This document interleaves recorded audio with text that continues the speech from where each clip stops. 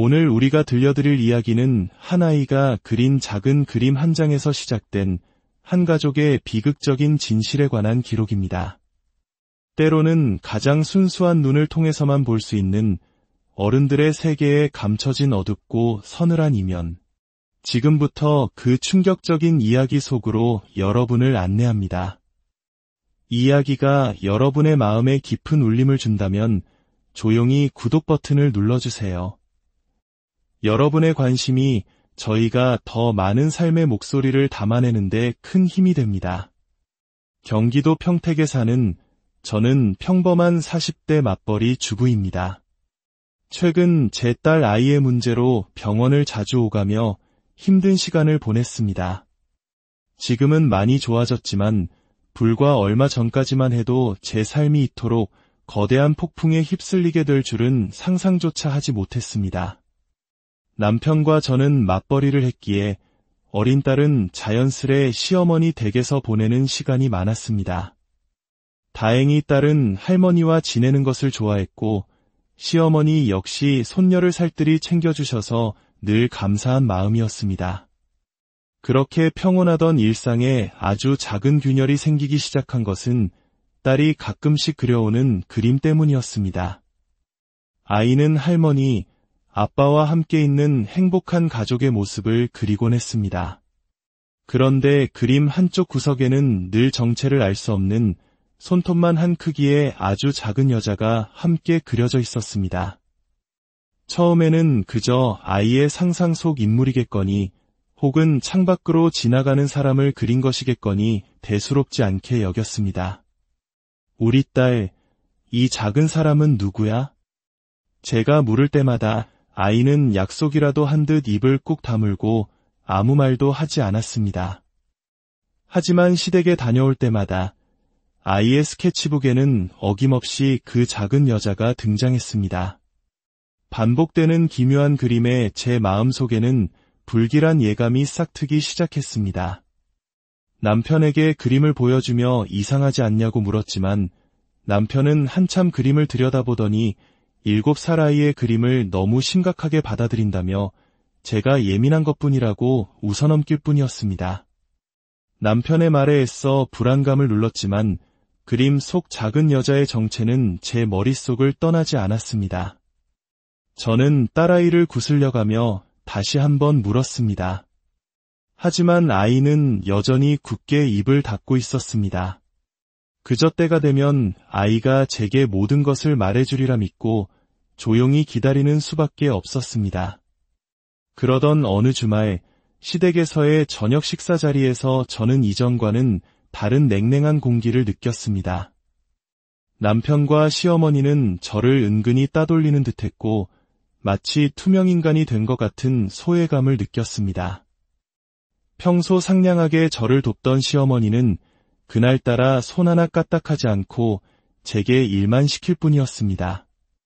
집으로 돌아오는 길에 남편에게 섭섭함을 토로했지만 남편의 반응은 차가웠습니다. 당신이야말로 요즘 이상한 거 아니야? 어머니랑 내가 잘 지내는 게 질투나서 그래? 쓸데없이 집안 분위기 망치지 마. 그날 이후 남편과 시어머니의 태도는 급격히 차가워졌습니다. 남편은 기가 시간이 늦어지는 날이 잦아졌고 연락조차 뜸해졌습니다. 저를 딸처럼 아껴주시던 시어머니의 얼굴에서는 따뜻한 미소를 찾아볼 수 없게 되었습니다. 두 사람이 저 몰래 무언가 비밀을 공유하고 있다는 느낌을 지울 수 없었고 저희 부부 사이에는 다툼이 끊이지 않았습니다. 갈등의 골이 깊어지던 어느 날 밤 사건이 터지고 말았습니다. 밤 11시가 넘도록 남편은 귀가하지 않았고 제 전화조차 받지 않았습니다. 혹시나 하는 마음에 시어머니께 전화를 걸었지만 시어머니의 전화기는 꺼져 있었습니다. 시간이 흘러 새벽이 되어서도 연락이 없자 분노가 머리끝까지 치밀어 올랐습니다. 몇 분 전까지 신호가 가던 남편의 핸드폰마저 전원이 꺼져 있다는 안내 음성이 들려왔을 때 저는 남편이 저를 철저히 무시하고 있다는 생각에 밤새 잠 못 이루며 마음의 문을 닫아버렸습니다. 다음 날 아침 7시가 되어서야 남편은 녹초가 된 얼굴로 현관문을 열고 들어왔습니다. 저는 밤새 쌓인 분노를 터뜨리며 그를 몰아세웠습니다. 대체 뭐하는 인간이야. 연락 한 통 없이 어디서 뭘 하다 이제 기어들어와. 솔직히 말해 바람났지? 남편은 술에 취해 어머니 댁에서 잠들었을 뿐이라며 변명했지만 그의 행동 하나하나는 이미 제게 신뢰를 잃은 뒤였습니다. 결국 저는 지친 목소리로 말했습니다. 나 이제 당신 모습 감당하기 힘들어.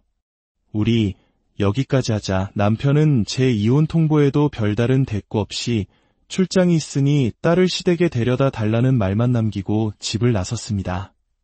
저는 무너져 내리는 마음을 안고 출장길에 올랐고 그 길 위에서 남편과의 관계를 정리하기로 굳게 마음먹었습니다. 힘든 출장을 마치고 저는 가고 싶지 않은 시댁으로 향했습니다.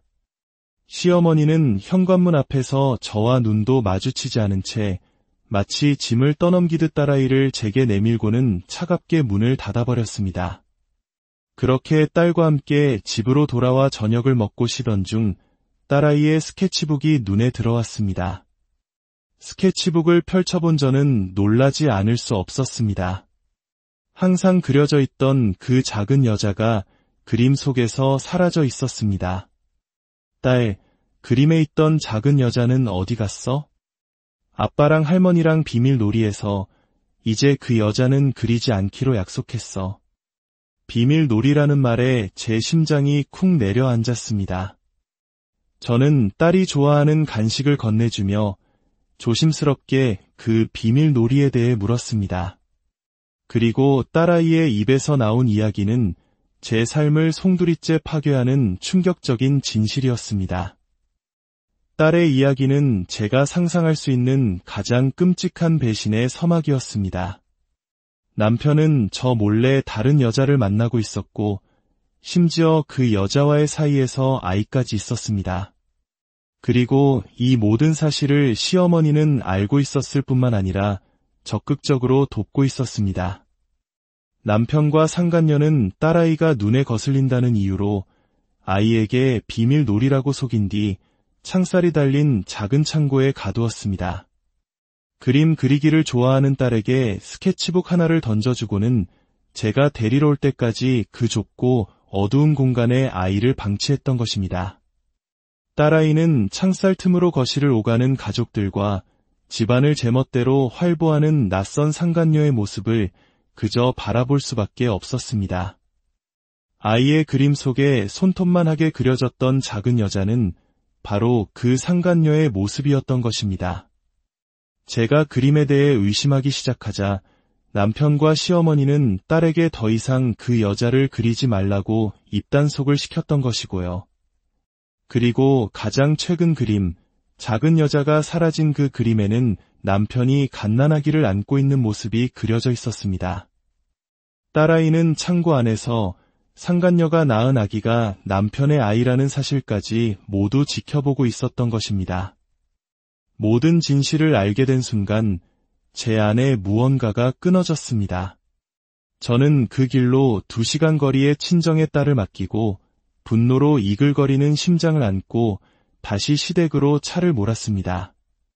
시댁 현관문 앞에 섰을 때 안에서 남편과 시어머니가 나누는 충격적인 대화가 새어나왔습니다. 제 딸에게 비밀놀이라며 저질렀던 그들의 행동은 인간으로서 차마 용납할 수 없는 것이었습니다. 저는 현관문을 부술듯이 열고 안으로 돌진했습니다. 거실에는 남편의 품에 안긴 갓난아기와 그 옆에 선 시어머니가 있었습니다. 그들은 갑작스러운 제 등장에 온몸이 굳은 채 저를 바라보았습니다. 이게 당신들이 말한 비밀놀이였어? 그래서 내 딸을 그 좁은 창고에 가둬놓고 그렇게 힘들게 했던 거야. 제 울부짖음의 2층에서 짜증 섞인 목소리와 함께 상간녀가 모습을 드러냈습니다. 그동안 시어머니가 2층은 보수 공사 중이라며 출입을 막았던 이유가 바로 이것이었습니다.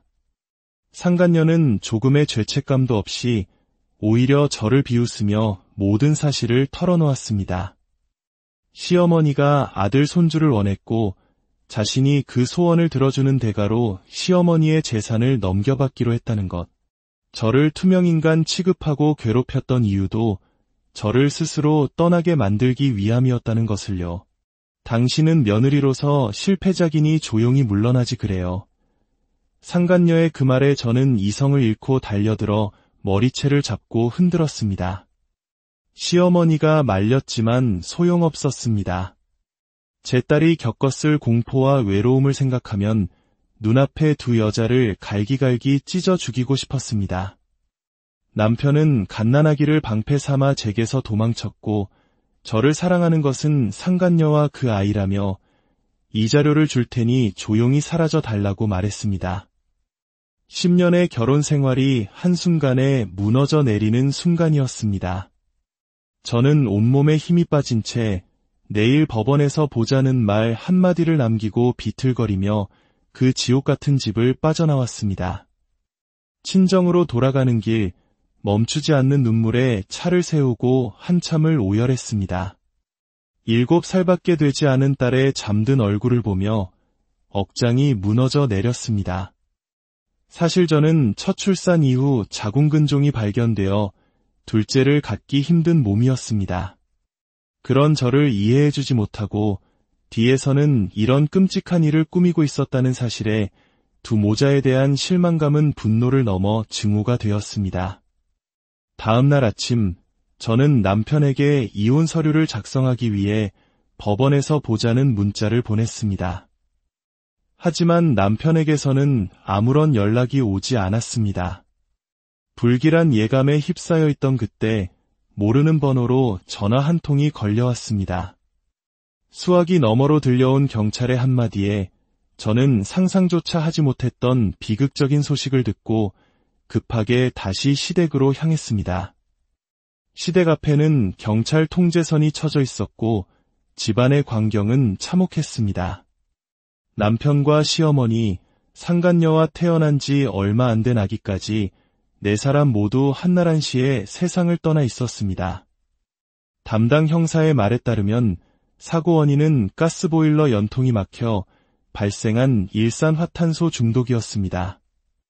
전원주택의 냉기를 막고 갓난아기를 따뜻하게 해주려던 것이 점검 소홀로 인해 끔찍한 참사로 이어진 것이었습니다. 불과 몇 시간 전까지만 해도 저를 지옥으로 밀어넣었던 그들이 싸늘한 주검이 되어 누워있는 모습을 보니 너무나도 당황스럽고 허무했습니다. 그들이 떠난 것은 제게는 어쩌면 다행스러운 일이었지만 피어보지도 못하고 저버린 작은 생명에 대한 안타까움이 가슴 한편을 무겁게 짓눌렀습니다. 이 모든 일은 제가 이혼 도장을 찍기 바로 직전에 일어났습니다. 그리고 외아들이었던 남편과 시어머니의 모든 재산, 그리고 저도 모르게 들어두었던 수억 원의 생명보험금까지 법적인 아내와 딸인 저희 모녀에게 고스란히 상속되었습니다. 사람의 인생이란 참으로 허무하고 한치 앞을 알 수 없는 것 같습니다. 그들은 자신들이 저지른 죄의 대가를 가장 비극적인 방식으로 치른 것일지도 모릅니다. 혼자 딸을 키워야 한다는 막막함 속에서 이 돈은 저와 제 딸이 다시 일어설 수 있는 버팀목이 되어주었습니다. 딸아이는 현재 심리치료를 받으며 조금씩 밝은 모습을 되찾아가고 있습니다. 아빠 없이 꿋꿋하게 자라주는 딸에게 미안하고 또 고마울 따름입니다. 앞으로 제 딸과 저에게는 행복한 날들만이 펼쳐지기를 간절히 기도합니다. 이 이야기는 우리에게 한 가지 질문을 던집니다. 용서할 수 없는 배신 앞에서 우리는 무엇을 할 수 있을까요? 그리고 보이지 않는 위험이 도사리는 삶 속에서 우리는 당연하게 여겼던 안전을 얼마나 돌아보고 있을까요?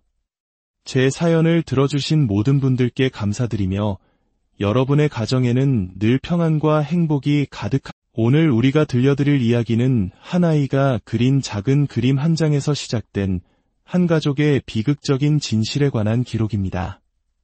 때로는 가장 순수한 눈을 통해서만 볼 수 있는 어른들의 세계에 감춰진 어둡고 서늘한 이면. 지금부터 그 충격적인 이야기 속으로 여러분을 안내합니다. 이야기가 여러분의 마음에 깊은 울림을 준다면 조용히 구독 버튼을 눌러주세요. 여러분의 관심이 저희가 더 많은 삶의 목소리를 담아내는데 큰 힘이 됩니다. 경기도 평택에 사는 저는 평범한 40대 맞벌이 주부입니다. 최근 제 딸 아이의 문제로 병원을 자주 오가며 힘든 시간을 보냈습니다. 지금은 많이 좋아졌지만 불과 얼마 전까지만 해도 제 삶이 이토록 거대한 폭풍에 휩쓸리게 될 줄은 상상조차 하지 못했습니다. 남편과 저는 맞벌이를 했기에 어린 딸은 자연스레 시어머니 댁에서 보내는 시간이 많았습니다. 다행히 딸은 할머니와 지내는 것을 좋아했고 시어머니 역시 손녀를 살뜰히 챙겨주셔서 늘 감사한 마음이었습니다. 그렇게 평온하던 일상에 아주 작은 균열이 생기기 시작한 것은 딸이 가끔씩 그려오는 그림 때문이었습니다. 아이는 할머니, 아빠와 함께 있는 행복한 가족의 모습을 그리곤 했습니다. 그런데 그림 한쪽 구석에는 늘 정체를 알 수 없는 손톱만 한 크기의 아주 작은 여자가 함께 그려져 있었습니다. 처음에는 그저 아이의 상상 속 인물이겠거니 혹은 창밖으로 지나가는 사람을 그린 것이겠거니 대수롭지 않게 여겼습니다. 우리 딸, 이 작은 사람은 누구야? 제가 물을 때마다 아이는 약속이라도 한 듯 입을 꾹 다물고 아무 말도 하지 않았습니다. 하지만 시댁에 다녀올 때마다 아이의 스케치북에는 어김없이 그 작은 여자가 등장했습니다. 반복되는 기묘한 그림에 제 마음속에는 불길한 예감이 싹트기 시작했습니다. 남편에게 그림을 보여주며 이상하지 않냐고 물었지만 남편은 한참 그림을 들여다보더니 7살 아이의 그림을 너무 심각하게 받아들인다며 제가 예민한 것뿐이라고 웃어넘길 뿐이었습니다. 남편의 말에 애써 불안감을 눌렀지만 그림 속 작은 여자의 정체는 제 머릿속을 떠나지 않았습니다. 저는 딸아이를 구슬려가며 다시 한번 물었습니다. 하지만 아이는 여전히 굳게 입을 닫고 있었습니다. 그저 때가 되면 아이가 제게 모든 것을 말해주리라 믿고 조용히 기다리는 수밖에 없었습니다. 그러던 어느 주말 시댁에서의 저녁 식사 자리에서 저는 이전과는 다른 냉랭한 공기를 느꼈습니다. 남편과 시어머니는 저를 은근히 따돌리는 듯했고 마치 투명인간이 된 것 같은 소외감을 느꼈습니다. 평소 상냥하게 저를 돕던 시어머니는 그날따라 손 하나 까딱하지 않고 제게 일만 시킬 뿐이었습니다. 집으로 돌아오는 길에 남편에게 섭섭함을 토로했지만 남편의 반응은 차가웠습니다. 당신이야말로 요즘 이상한 거 아니야? 어머니랑 내가 잘 지내는 게 질투나서 그래? 쓸데없이 집안 분위기 망치지 마. 그날 이후 남편과 시어머니의 태도는 급격히 차가워졌습니다. 남편은 기가 시간이 늦어지는 날이 잦아졌고 연락조차 뜸해졌습니다. 저를 딸처럼 아껴주시던 시어머니의 얼굴에서는 따뜻한 미소를 찾아볼 수 없게 되었습니다. 두 사람이 저 몰래 무언가 비밀을 공유하고 있다는 느낌을 지울 수 없었고 저희 부부 사이에는 다툼이 끊이지 않았습니다. 갈등의 골이 깊어지던 어느 날 밤 사건이 터지고 말았습니다. 밤 11시가 넘도록 남편은 귀가하지 않았고 제 전화조차 받지 않았습니다. 혹시나 하는 마음에 시어머니께 전화를 걸었지만 시어머니의 전화기는 꺼져 있었습니다. 시간이 흘러 새벽이 되어서도 연락이 없자 분노가 머리끝까지 치밀어 올랐습니다. 몇 분 전까지 신호가 가던 남편의 핸드폰마저 전원이 꺼져 있다는 안내 음성이 들려왔을 때 저는 남편이 저를 철저히 무시하고 있다는 생각에 밤새 잠 못 이루며 마음의 문을 닫아버렸습니다. 다음 날 아침 7시가 되어서야 남편은 녹초가 된 얼굴로 현관문을 열고 들어왔습니다. 저는 밤새 쌓인 분노를 터뜨리며 그를 몰아세웠습니다. 대체 뭐하는 인간이야? 연락 한 통 없이 어디서 뭘 하다 이제 기어들어와. 솔직히 말해, 바람났지? 남편은 술에 취해 어머니 댁에서 잠들었을 뿐이라며 변명했지만 그의 행동 하나하나는 이미 제게 신뢰를 잃은 뒤였습니다. 결국 저는 지친 목소리로 말했습니다. 나 이제 당신 모습 감당하기 힘들어. 우리 여기까지 하자. 남편은 제 이혼 통보에도 별다른 대꾸 없이 출장이 있으니 딸을 시댁에 데려다 달라는 말만 남기고 집을 나섰습니다. 저는 무너져 내리는 마음을 안고 출장길에 올랐고 그 길 위에서 남편과의 관계를 정리하기로 굳게 마음먹었습니다. 힘든 출장을 마치고 저는 가고 싶지 않은 시댁으로 향했습니다. 시어머니는 현관문 앞에서 저와 눈도 마주치지 않은 채 마치 짐을 떠넘기듯 딸아이를 제게 내밀고는 차갑게 문을 닫아버렸습니다. 그렇게 딸과 함께 집으로 돌아와 저녁을 먹고 쉬던 중 딸아이의 스케치북이 눈에 들어왔습니다. 스케치북을 펼쳐본 저는 놀라지 않을 수 없었습니다. 항상 그려져 있던 그 작은 여자가 그림 속에서 사라져 있었습니다. 딸, 그림에 있던 작은 여자는 어디 갔어? 아빠랑 할머니랑 비밀 놀이에서 이제 그 여자는 그리지 않기로 약속했어. 비밀 놀이라는 말에 제 심장이 쿵 내려앉았습니다. 저는 딸이 좋아하는 간식을 건네주며 조심스럽게 그 비밀 놀이에 대해 물었습니다. 그리고 딸아이의 입에서 나온 이야기는 제 삶을 송두리째 파괴하는 충격적인 진실이었습니다. 딸의 이야기는 제가 상상할 수 있는 가장 끔찍한 배신의 서막이었습니다. 남편은 저 몰래 다른 여자를 만나고 있었고 심지어 그 여자와의 사이에서 아이까지 있었습니다. 그리고 이 모든 사실을 시어머니는 알고 있었을 뿐만 아니라 적극적으로 돕고 있었습니다. 남편과 상간녀는 딸아이가 눈에 거슬린다는 이유로 아이에게 비밀 놀이라고 속인 뒤 창살이 달린 작은 창고에 가두었습니다. 그림 그리기를 좋아하는 딸에게 스케치북 하나를 던져주고는 제가 데리러 올 때까지 그 좁고 어두운 공간에 아이를 방치했던 것입니다. 딸아이는 창살 틈으로 거실을 오가는 가족들과 집안을 제멋대로 활보하는 낯선 상간녀의 모습을 그저 바라볼 수밖에 없었습니다. 아이의 그림 속에 손톱만하게 그려졌던 작은 여자는 바로 그 상간녀의 모습이었던 것입니다. 제가 그림에 대해 의심하기 시작하자 남편과 시어머니는 딸에게 더 이상 그 여자를 그리지 말라고 입단속을 시켰던 것이고요. 그리고 가장 최근 그림, 작은 여자가 사라진 그 그림에는 남편이 갓난아기를 안고 있는 모습이 그려져 있었습니다. 딸아이는 창고 안에서 상간녀가 낳은 아기가 남편의 아이라는 사실까지 모두 지켜보고 있었던 것입니다. 모든 진실을 알게 된 순간 제 안에 무언가가 끊어졌습니다. 저는 그 길로 2시간 거리의 친정의 딸을 맡기고 분노로 이글거리는 심장을 안고 다시 시댁으로 차를 몰았습니다. 시댁 현관문 앞에 섰을 때 안에서 남편과 시어머니가 나누는 충격적인 대화가 새어나왔습니다. 제 딸에게 비밀놀이라며 저질렀던 그들의 행동은 인간으로서 차마 용납할 수 없는 것이었습니다. 저는 현관문을 부술듯이 열고 안으로 돌진했습니다. 거실에는 남편의 품에 안긴 갓난아기와 그 옆에 선 시어머니가 있었습니다. 그들은 갑작스러운 제 등장에 온몸이 굳은 채 저를 바라보았습니다. 이게 당신들이 말한 비밀놀이였어? 그래서 내 딸을 그 좁은 창고에 가둬놓고 그렇게 힘들게 했던 거야.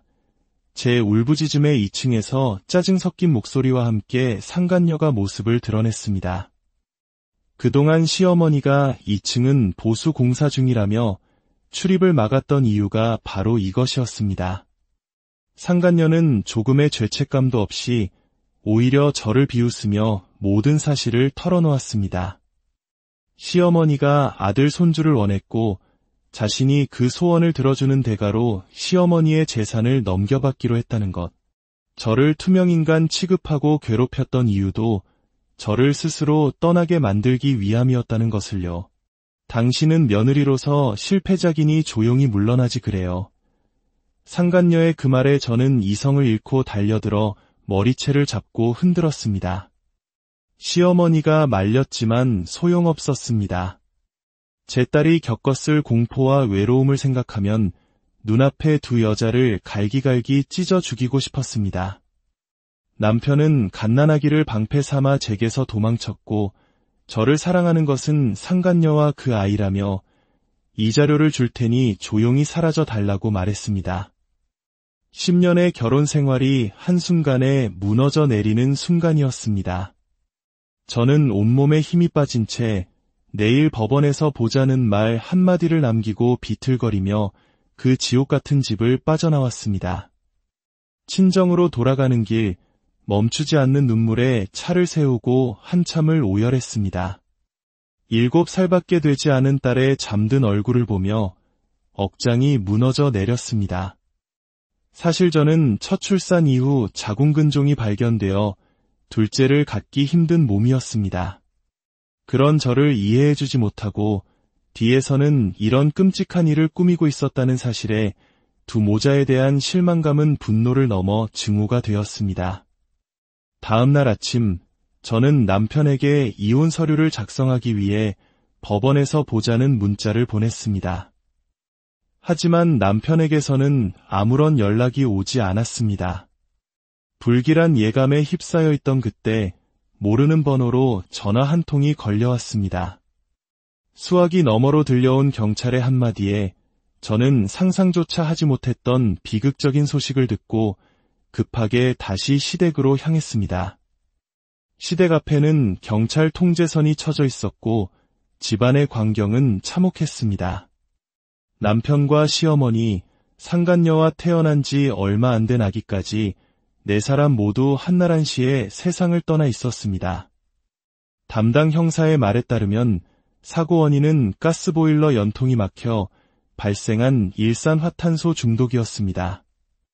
전원주택의 냉기를 막고 갓난아기를 따뜻하게 해주려던 것이 점검 소홀로 인해 끔찍한 참사로 이어진 것이었습니다. 불과 몇 시간 전까지만 해도 저를 지옥으로 밀어넣었던 그들이 싸늘한 주검이 되어 누워있는 모습을 보니 너무나도 당황스럽고 허무했습니다. 그들이 떠난 것은 제게는 어쩌면 다행스러운 일이었지만 피어보지도 못하고 저버린 작은 생명에 대한 안타까움이 가슴 한편을 무겁게 짓눌렀습니다.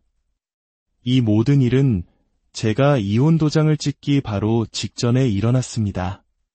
그리고 외아들이었던 남편과 시어머니의 모든 재산, 그리고 저도 모르게 들어두었던 수억 원의 생명보험금까지 법적인 아내와 딸인 저희 모녀에게 고스란히 상속되었습니다. 사람의 인생이란 참으로 허무하고 한치 앞을 알 수 없는 것 같습니다. 그들은 자신들이 저지른 죄의 대가를 가장 비극적인 방식으로 치른 것일지도 모릅니다. 혼자 딸을 키워야 한다는 막막함 속에서 이 돈은 저와 제 딸이 다시 일어설 수 있는 버팀목이 되어주었습니다. 딸아이는 현재 심리치료를 받으며 조금씩 밝은 모습을 되찾아가고 있습니다. 아빠 없이 꿋꿋하게 자라주는 딸에게 미안하고 또 고마울 따름입니다. 앞으로 제 딸과 저에게는 행복한 날들만이 펼쳐지기를 간절히 기도합니다. 이 이야기는 우리에게 한 가지 질문을 던집니다. 용서할 수 없는 배신 앞에서 우리는 무엇을 할 수 있을까요? 그리고 보이지 않는 위험이 도사리는 삶 속에서 우리는 당연하게 여겼던 안전을 얼마나 돌아보고 있을까요?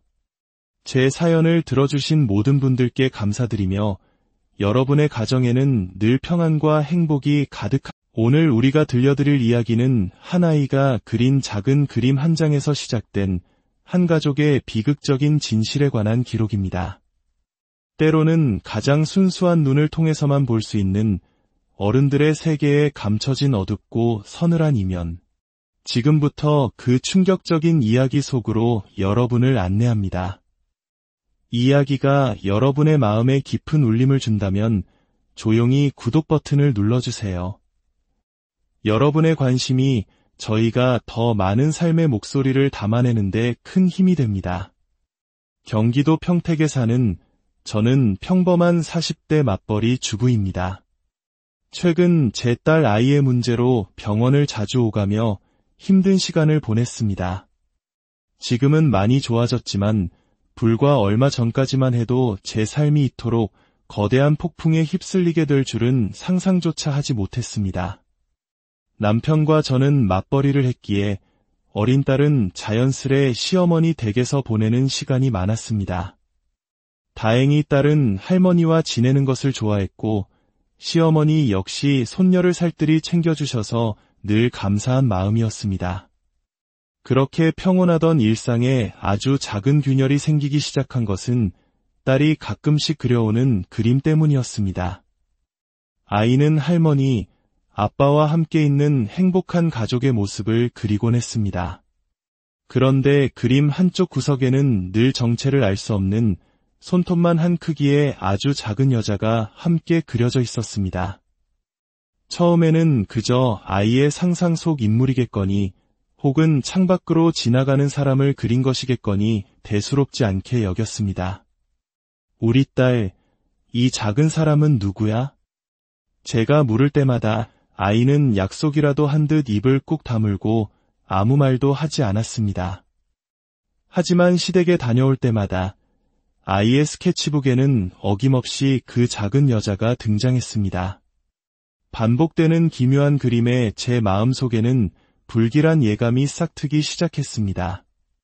남편에게 그림을 보여주며 이상하지 않냐고 물었지만 남편은 한참 그림을 들여다보더니 7살 아이의 그림을 너무 심각하게 받아들인다며 제가 예민한 것뿐이라고 웃어넘길 뿐이었습니다.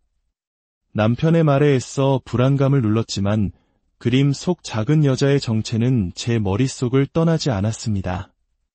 저는 딸아이를 구슬려가며 다시 한번 물었습니다. 하지만 아이는 여전히 굳게 입을 닫고 있었습니다. 그저 때가 되면 아이가 제게 모든 것을 말해주리라 믿고 조용히 기다리는 수밖에 없었습니다. 그러던 어느 주말 시댁에서의 저녁 식사 자리에서 저는 이전과는 다른 냉랭한 공기를 느꼈습니다. 남편과 시어머니는 저를 은근히 따돌리는 듯했고 마치 투명인간이 된 것 같은 소외감을 느꼈습니다. 평소 상냥하게 저를 돕던 시어머니는 그날따라 손 하나 까딱하지 않고 제게 일만 시킬 뿐이었습니다. 집으로 돌아오는 길에 남편에게 섭섭함을 토로했지만 남편의 반응은 차가웠습니다. 당신이야말로 요즘 이상한 거 아니야? 어머니랑 내가 잘 지내는 게 질투나서 그래? 쓸데없이 집안 분위기 망치지 마. 그날 이후 남편과 시어머니의 태도는 급격히 차가워졌습니다. 남편은 기가 시간이 늦어지는 날이 잦아졌고 연락조차 뜸해졌습니다. 저를 딸처럼 아껴주시던 시어머니의 얼굴에서는 따뜻한 미소를 찾아볼 수 없게 되었습니다. 두 사람이 저 몰래 무언가 비밀을 공유하고 있다는 느낌을 지울 수 없었고 저희 부부 사이에는 다툼이 끊이지 않았습니다. 갈등의 골이 깊어지던 어느 날 밤 사건이 터지고 말았습니다. 밤 11시가 넘도록 남편은 귀가하지 않았고 제 전화조차 받지 않았습니다. 혹시나 하는 마음에 시어머니께 전화를 걸었지만 시어머니의 전화기는 꺼져 있었습니다. 시간이 흘러 새벽이 되어서도 연락이 없자 분노가 머리끝까지 치밀어 올랐습니다. 몇 분 전까지 신호가 가던 남편의 핸드폰마저 전원이 꺼져 있다는 안내 음성이 들려왔을 때 저는 남편이 저를 철저히 무시하고 있다는 생각에 밤새 잠 못 이루며 마음의 문을 닫아버렸습니다. 다음 날 아침 7시가 되어서야 남편은 녹초가 된 얼굴로 현관문을 열고 들어왔습니다. 저는 밤새 쌓인 분노를 터뜨리며 그를 몰아세웠습니다. 대체 뭐하는 인간이야. 연락 한 통 없이 어디서 뭘 하다 이제 기어들어와. 솔직히 말해 바람났지? 남편은 술에 취해 어머니 댁에서 잠들었을 뿐이라며 변명했지만 그의 행동 하나하나는 이미 제게 신뢰를 잃은 뒤였습니다. 결국 저는 지친 목소리로 말했습니다. 나 이제 당신 모습 감당하기 힘들어. 우리 여기까지 하자. 남편은 제 이혼 통보에도 별다른 대꾸 없이 출장이 있으니 딸을 시댁에 데려다 달라는 말만 남기고 집을 나섰습니다. 저는 무너져 내리는 마음을 안고 출장길에 올랐고 그 길 위에서 남편과의 관계를 정리하기로 굳게 마음먹었습니다. 힘든 출장을 마치고 저는 가고 싶지 않은 시댁으로 향했습니다. 시어머니는 현관문 앞에서 저와 눈도 마주치지 않은 채 마치 짐을 떠넘기듯 딸아이를 제게 내밀고는 차갑게 문을 닫아버렸습니다. 그렇게 딸과 함께 집으로 돌아와 저녁을 먹고 쉬던 중 딸아이의 스케치북이 눈에 들어왔습니다. 스케치북을 펼쳐본 저는 놀라지 않을 수 없었습니다. 항상 그려져 있던 그 작은 여자가 그림 속에서 사라져 있었습니다. 딸, 그림에 있던 작은 여자는 어디 갔어? 아빠랑 할머니랑 비밀 놀이에서 이제 그 여자는 그리지 않기로 약속했어. 비밀 놀이라는 말에 제 심장이 쿵 내려앉았습니다. 저는 딸이 좋아하는 간식을 건네주며 조심스럽게 그 비밀 놀이에 대해 물었습니다. 그리고 딸아이의 입에서 나온 이야기는 제 삶을 송두리째 파괴하는 충격적인 진실이었습니다. 딸의 이야기는 제가 상상할 수 있는 가장 끔찍한 배신의 서막이었습니다. 남편은 저 몰래 다른 여자를 만나고 있었고, 심지어 그 여자와의 사이에서 아이까지 있었습니다. 그리고 이 모든 사실을 시어머니는 알고 있었을 뿐만 아니라 적극적으로 돕고 있었습니다. 남편과 상간녀는 딸아이가 눈에 거슬린다는 이유로 아이에게 비밀 놀이라고 속인 뒤 창살이 달린 작은 창고에 가두었습니다. 그림 그리기를 좋아하는 딸에게 스케치북 하나를 던져주고는 제가 데리러 올 때까지 그 좁고 어두운 공간에 아이를 방치했던 것입니다. 딸아이는 창살 틈으로 거실을 오가는 가족들과 집안을 제멋대로 활보하는 낯선 상간녀의 모습을 그저 바라볼 수밖에 없었습니다. 아이의 그림 속에 손톱만하게 그려졌던 작은 여자는 바로 그 상간녀의 모습이었던 것입니다. 제가 그림에 대해 의심하기 시작하자 남편과 시어머니는 딸에게 더 이상 그 여자를 그리지 말라고 입단속을 시켰던 것이고요. 그리고 가장 최근 그림, 작은 여자가 사라진 그 그림에는 남편이 갓난아기를 안고 있는 모습이 그려져 있었습니다. 딸아이는 창고 안에서 상간녀가 낳은 아기가 남편의 아이라는 사실까지 모두 지켜보고 있었던 것입니다. 모든 진실을 알게 된 순간 제 안에 무언가가 끊어졌습니다. 저는 그 길로 2시간 거리의 친정의 딸을 맡기고 분노로 이글거리는 심장을 안고 다시 시댁으로 차를 몰았습니다. 시댁 현관문 앞에 섰을 때 안에서 남편과 시어머니가 나누는 충격적인 대화가 새어나왔습니다. 제 딸에게 비밀놀이라며 저질렀던 그들의 행동은 인간으로서 차마 용납할 수 없는 것이었습니다. 저는 현관문을 부술듯이 열고 안으로 돌진했습니다. 거실에는 남편의 품에 안긴 갓난아기와 그 옆에 선 시어머니가 있었습니다. 그들은 갑작스러운 제 등장에 온몸이 굳은 채 저를 바라보았습니다. 이게 당신들이 말한 비밀놀이였어? 그래서 내 딸을 그 좁은 창고에 가둬놓고 그렇게 힘들게 했던 거야. 제 울부짖음의 2층에서 짜증 섞인 목소리와 함께 상간녀가 모습을 드러냈습니다. 그동안 시어머니가 2층은 보수 공사 중이라며 출입을 막았던 이유가 바로 이것이었습니다. 상간녀는 조금의 죄책감도 없이 오히려 저를 비웃으며 모든 사실을 털어놓았습니다. 시어머니가 아들 손주를 원했고 자신이 그 소원을 들어주는 대가로 시어머니의 재산을 넘겨받기로 했다는 것. 저를 투명인간 취급하고 괴롭혔던 이유도 저를 스스로 떠나게 만들기 위함이었다는 것을요. 당신은 며느리로서 실패자기니 조용히 물러나지 그래요. 상간녀의 그 말에 저는 이성을 잃고 달려들어 머리채를 잡고 흔들었습니다. 시어머니가 말렸지만 소용없었습니다. 제 딸이 겪었을 공포와 외로움을 생각하면 눈앞에 두 여자를 갈기갈기 찢어 죽이고 싶었습니다. 남편은 갓난아기를 방패 삼아 제게서 도망쳤고 저를 사랑하는 것은 상간녀와 그 아이라며 이자료를 줄 테니 조용히 사라져 달라고 말했습니다. 10년의 결혼 생활이 한순간에 무너져 내리는 순간이었습니다. 저는 온몸에 힘이 빠진 채 내일 법원에서 보자는 말 한마디를 남기고 비틀거리며 그 지옥 같은 집을 빠져나왔습니다. 친정으로 돌아가는 길, 멈추지 않는 눈물에 차를 세우고 한참을 오열했습니다. 7살밖에 되지 않은 딸의 잠든 얼굴을 보며 억장이 무너져 내렸습니다. 사실 저는 첫 출산 이후 자궁근종이 발견되어 둘째를 갖기 힘든 몸이었습니다. 그런 저를 이해해주지 못하고 뒤에서는 이런 끔찍한 일을 꾸미고 있었다는 사실에 두 모자에 대한 실망감은 분노를 넘어 증오가 되었습니다.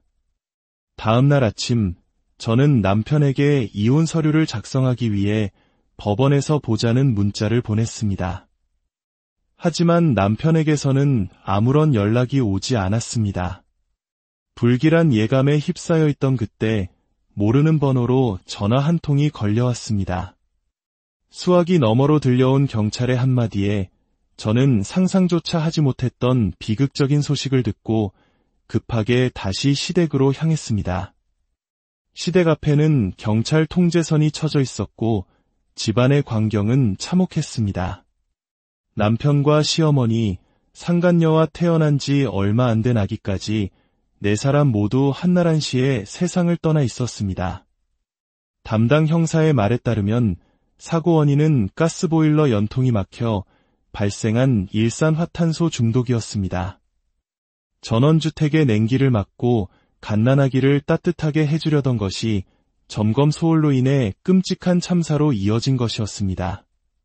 불과 몇 시간 전까지만 해도 저를 지옥으로 밀어넣었던 그들이 싸늘한 주검이 되어 누워있는 모습을 보니 너무나도 당황스럽고 허무했습니다. 그들이 떠난 것은 제게는 어쩌면 다행스러운 일이었지만 피어보지도 못하고 저버린 작은 생명에 대한 안타까움이 가슴 한편을 무겁게 짓눌렀습니다. 이 모든 일은 제가 이혼 도장을 찍기 바로 직전에 일어났습니다. 그리고 외아들이었던 남편과 시어머니의 모든 재산, 그리고 저도 모르게 들어두었던 수억 원의 생명보험금까지 법적인 아내와 딸인 저희 모녀에게 고스란히 상속되었습니다.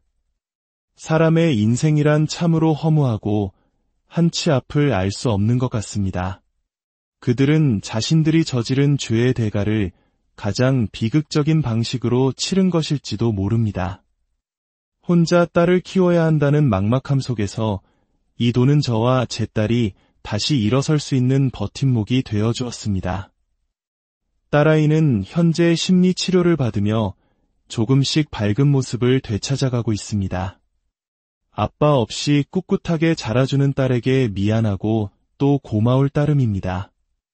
앞으로 제 딸과 저에게는 행복한 날들만이 펼쳐지기를 간절히 기도합니다. 이 이야기는 우리에게 한 가지 질문을 던집니다. 용서할 수 없는 배신 앞에서 우리는 무엇을 할 수 있을까요? 그리고 보이지 않는 위험이 도사리는 삶 속에서 우리는 당연하게 여겼던 안전을 얼마나 돌아보고 있을까요? 제 사연을 들어주신 모든 분들께 감사드리며 여러분의 가정에는 늘 평안과 행복이 가득한 오늘 우리가 들려드릴 이야기는 한 아이가 그린 작은 그림 한 장에서 시작된 한 가족의 비극적인 진실에 관한 기록입니다. 때로는 가장 순수한 눈을 통해서만 볼 수 있는 어른들의 세계에 감춰진 어둡고 서늘한 이면. 지금부터 그 충격적인 이야기 속으로 여러분을 안내합니다. 이 이야기가 여러분의 마음에 깊은 울림을 준다면 조용히 구독 버튼을 눌러주세요. 여러분의 관심이 저희가 더 많은 삶의 목소리를 담아내는데 큰 힘이 됩니다. 경기도 평택에 사는 저는 평범한 40대 맞벌이 주부입니다. 최근 제 딸 아이의 문제로 병원을 자주 오가며 힘든 시간을 보냈습니다. 지금은 많이 좋아졌지만 불과 얼마 전까지만 해도 제 삶이 이토록 거대한 폭풍에 휩쓸리게 될 줄은 상상조차 하지 못했습니다. 남편과 저는 맞벌이를 했기에 어린 딸은 자연스레 시어머니 댁에서 보내는 시간이 많았습니다. 다행히 딸은 할머니와 지내는 것을 좋아했고 시어머니 역시 손녀를 살뜰히 챙겨주셔서 늘 감사한 마음이었습니다. 그렇게 평온하던 일상에 아주 작은 균열이 생기기 시작한 것은 딸이 가끔씩 그려오는 그림 때문이었습니다. 아이는 할머니, 아빠와 함께 있는 행복한 가족의 모습을 그리곤 했습니다. 그런데 그림 한쪽 구석에는 늘 정체를 알 수 없는 손톱만 한 크기의 아주 작은 여자가 함께 그려져 있었습니다. 처음에는 그저 아이의 상상 속 인물이겠거니 혹은 창밖으로 지나가는 사람을 그린 것이겠거니 대수롭지 않게 여겼습니다. 우리 딸, 이 작은 사람은 누구야? 제가 물을 때마다 아이는 약속이라도 한 듯 입을 꾹 다물고 아무 말도 하지 않았습니다. 하지만 시댁에 다녀올 때마다 아이의 스케치북에는 어김없이 그 작은 여자가 등장했습니다. 반복되는 기묘한 그림에 제 마음속에는 불길한 예감이 싹트기 시작했습니다. 남편에게 그림을 보여주며 이상하지 않냐고 물었지만 남편은 한참 그림을 들여다보더니 7살 아이의 그림을 너무 심각하게 받아들인다며 제가 예민한 것뿐이라고 웃어넘길 뿐이었습니다. 남편의 말에 애써 불안감을 눌렀지만 그림 속 작은 여자의 정체는 제 머릿속을 떠나지 않았습니다. 저는 딸아이를 구슬려가며 다시 한번 물었습니다. 하지만 아이는 여전히 굳게 입을 닫고 있었습니다. 그저 때가 되면 아이가 제게 모든 것을 말해주리라 믿고 조용히 기다리는 수밖에 없었습니다. 그러던 어느 주말 시댁에서의 저녁 식사 자리에서 저는 이전과는 다른 냉랭한 공기를 느꼈습니다. 남편과 시어머니는 저를 은근히 따돌리는 듯했고 마치 투명인간이 된 것 같은 소외감을 느꼈습니다. 평소 상냥하게 저를 돕던 시어머니는 그날따라 손 하나 까딱하지 않고 제게 일만 시킬 뿐이었습니다. 집으로 돌아오는 길에 남편에게 섭섭함을 토로했지만 남편의 반응은 차가웠습니다. 당신이야말로 요즘 이상한 거 아니야? 어머니랑 내가 잘 지내는 게 질투나서 그래? 쓸데없이 집안 분위기 망치지 마. 그날 이후 남편과 시어머니의 태도는 급격히 차가워졌습니다. 남편은 기가 시간이 늦어지는 날이 잦아졌고 연락조차 뜸해졌습니다. 저를 딸처럼 아껴주시던 시어머니의 얼굴에서는 따뜻한 미소를 찾아볼 수 없게 되었습니다. 두 사람이 저 몰래 무언가 비밀을 공유하고 있다는 느낌을 지울 수 없었고 저희 부부 사이에는 다툼이 끊이지 않았습니다. 갈등의 골이 깊어지던 어느 날 밤 사건이 터지고 말았습니다. 밤 11시가 넘도록 남편은 귀가하지 않았고 제 전화조차 받지 않았습니다. 혹시나 하는 마음에 시어머니께 전화를 걸었지만 시어머니의 전화기는 꺼져 있었습니다. 시간이 흘러 새벽이 되어서도 연락이 없자 분노가 머리끝까지 치밀어 올랐습니다.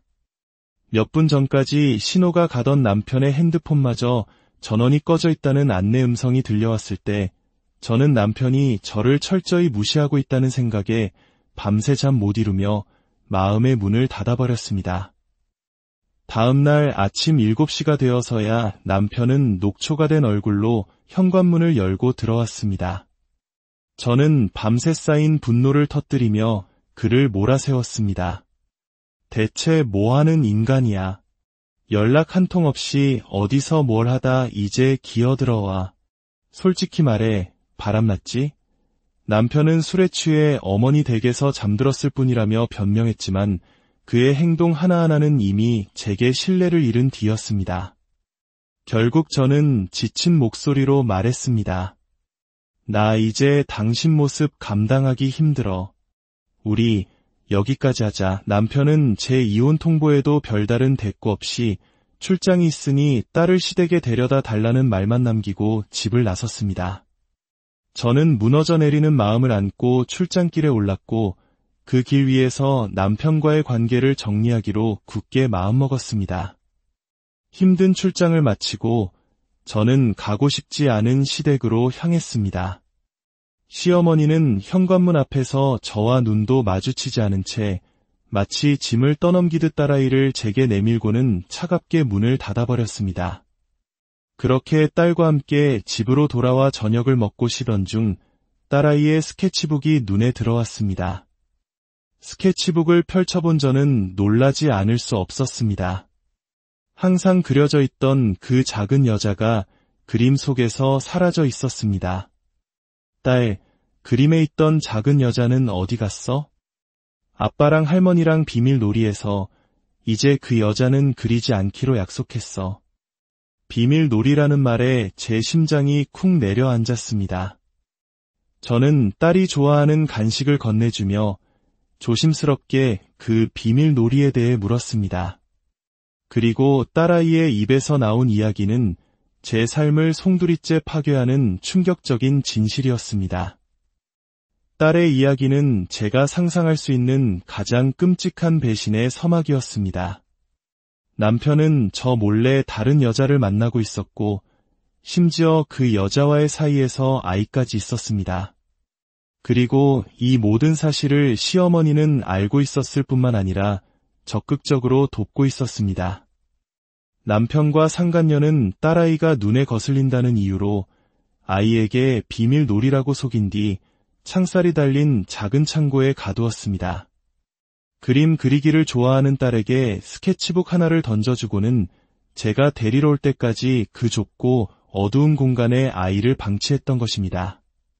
딸아이는 창살 틈으로 거실을 오가는 가족들과 집안을 제멋대로 활보하는 낯선 상간녀의 모습을 그저 바라볼 수밖에 없었습니다. 아이의 그림 속에 손톱만하게 그려졌던 작은 여자는 바로 그 상간녀의 모습이었던 것입니다. 제가 그림에 대해 의심하기 시작하자 남편과 시어머니는 딸에게 더 이상 그 여자를 그리지 말라고 입단속을 시켰던 것이고요. 그리고 가장 최근 그림, 작은 여자가 사라진 그 그림에는 남편이 갓난아기를 안고 있는 모습이 그려져 있었습니다. 딸아이는 창고 안에서 상간녀가 낳은 아기가 남편의 아이라는 사실까지 모두 지켜보고 있었던 것입니다.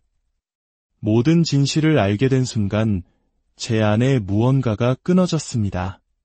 저는 그 길로 2시간 거리의 친정의 딸을 맡기고 분노로 이글거리는 심장을 안고 다시 시댁으로 차를 몰았습니다. 시댁 현관문 앞에 섰을 때 안에서 남편과 시어머니가 나누는 충격적인 대화가 새어나왔습니다. 제 딸에게 비밀놀이라며 저질렀던 그들의 행동은 인간으로서 차마 용납할 수 없는 것이었습니다. 저는 현관문을 부술듯이 열고 안으로 돌진했습니다. 거실에는 남편의 품에 안긴 갓난아기와 그 옆에 선 시어머니가 있었습니다. 그들은 갑작스러운 제 등장에 온몸이 굳은 채 저를 바라보았습니다.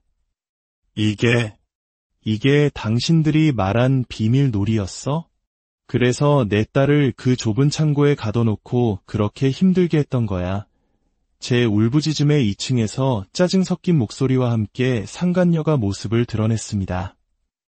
그동안 시어머니가 2층은 보수 공사 중이라며 출입을 막았던 이유가 바로 이것이었습니다. 상간녀는 조금의 죄책감도 없이 오히려 저를 비웃으며 모든 사실을 털어놓았습니다. 시어머니가 아들 손주를 원했고 자신이 그 소원을 들어주는 대가로 시어머니의 재산을 넘겨받기로 했다는 것. 저를 투명인간 취급하고 괴롭혔던 이유도 저를 스스로 떠나게 만들기 위함이었다는 것을요. 당신은 며느리로서 실패자기니 조용히 물러나지 그래요. 상간녀의 그 말에 저는 이성을 잃고 달려들어 머리채를 잡고 흔들었습니다. 시어머니가 말렸지만 소용없었습니다. 제 딸이 겪었을 공포와 외로움을 생각하면 눈앞에 두 여자를 갈기갈기 찢어 죽이고 싶었습니다. 남편은 갓난아기를 방패 삼아 제게서 도망쳤고 저를 사랑하는 것은 상간녀와 그 아이라며 이 자료를 줄 테니 조용히 사라져 달라고 말했습니다. 10년의 결혼 생활이 한순간에 무너져 내리는 순간이었습니다. 저는 온몸에 힘이 빠진 채 내일 법원에서 보자는 말 한마디를 남기고 비틀거리며 그 지옥 같은 집을 빠져나왔습니다. 친정으로 돌아가는 길, 멈추지 않는 눈물에 차를 세우고 한참을 오열했습니다. 7살밖에 되지 않은 딸의 잠든 얼굴을 보며 억장이 무너져 내렸습니다. 사실 저는 첫 출산 이후 자궁근종이 발견되어 둘째를 갖기 힘든 몸이었습니다. 그런 저를 이해해주지 못하고 뒤에서는 이런 끔찍한 일을 꾸미고 있었다는 사실에 두 모자에 대한 실망감은 분노를 넘어 증오가 되었습니다. 다음 날 아침, 저는 남편에게 이혼 서류를 작성하기 위해 법원에서 보자는 문자를 보냈습니다. 하지만 남편에게서는 아무런 연락이 오지 않았습니다. 불길한 예감에 휩싸여 있던 그때 모르는 번호로 전화 한 통이 걸려왔습니다. 수화기 너머로 들려온 경찰의 한마디에 저는 상상조차 하지 못했던 비극적인 소식을 듣고 급하게 다시 시댁으로 향했습니다. 시댁 앞에는 경찰 통제선이 쳐져 있었고 집안의 광경은 참혹했습니다. 남편과 시어머니, 상간녀와 태어난 지 얼마 안 된 아기까지 4사람 모두 한나란시에 세상을 떠나 있었습니다. 담당 형사의 말에 따르면 사고 원인은 가스보일러 연통이 막혀 발생한 일산화탄소 중독이었습니다. 전원주택의 냉기를 막고 갓난아기를 따뜻하게 해주려던 것이 점검 소홀로 인해 끔찍한 참사로 이어진 것이었습니다. 불과 몇 시간 전까지만 해도 저를 지옥으로 밀어넣었던 그들이 싸늘한 주검이 되어 누워있는 모습을 보니 너무나도 당황스럽고 허무했습니다. 그들이 떠난 것은 제게는 어쩌면 다행스러운 일이었지만 피어보지도 못하고 저버린 작은 생명에 대한 안타까움이 가슴 한편을 무겁게 짓눌렀습니다. 이 모든 일은 제가 이혼 도장을 찍기 바로 직전에 일어났습니다. 그리고 외아들이었던 남편과 시어머니의 모든 재산, 그리고 저도 모르게 들어두었던 수억 원의 생명보험금까지 법적인 아내와 딸인 저희 모녀에게 고스란히 상속되었습니다. 사람의 인생이란 참으로 허무하고 한치 앞을 알 수 없는 것 같습니다. 그들은 자신들이 저지른 죄의 대가를 가장 비극적인 방식으로 치른 것일지도 모릅니다. 혼자 딸을 키워야 한다는 막막함 속에서 이 돈은 저와 제 딸이 다시 일어설 수 있는 버팀목이 되어주었습니다. 딸아이는 현재 심리치료를 받으며 조금씩 밝은 모습을 되찾아가고 있습니다. 아빠 없이 꿋꿋하게 자라주는 딸에게 미안하고 또 고마울 따름입니다. 앞으로 제 딸과 저에게는 행복한 날들만이 펼쳐지기를 간절히 기도합니다. 이 이야기는 우리에게 한 가지 질문을 던집니다. 용서할 수 없는 배신 앞에서 우리는 무엇을 할 수 있을까요? 그리고 보이지 않는 위험이 도사리는 삶 속에서 우리는 당연하게 여겼던 안전을 얼마나 돌아보고 있을까요? 제 사연을 들어주신 모든 분들께 감사드리며 여러분의 가정에는 늘 평안과 행복이 오늘 우리가 들려드릴 이야기는 한 아이가 그린 작은 그림 한 장에서 시작된 한 가족의 비극적인 진실에 관한 기록입니다. 때로는 가장 순수한 눈을 통해서만 볼 수 있는 어른들의 세계에 감춰진 어둡고 서늘한 이면. 지금부터 그 충격적인 이야기 속으로 여러분을 안내합니다. 이 이야기가 여러분의 마음에 깊은 울림을 준다면 조용히 구독 버튼을 눌러주세요. 여러분의 관심이 저희가 더 많은 삶의 목소리를 담아내는데 큰 힘이 됩니다. 경기도 평택에 사는 저는 평범한 40대 맞벌이 주부입니다. 최근 제 딸 아이의 문제로 병원을 자주 오가며 힘든 시간을 보냈습니다. 지금은 많이 좋아졌지만 불과 얼마 전까지만 해도 제 삶이 이토록 거대한 폭풍에 휩쓸리게 될 줄은 상상조차 하지 못했습니다. 남편과 저는 맞벌이를 했기에 어린 딸은 자연스레 시어머니 댁에서 보내는 시간이 많았습니다. 다행히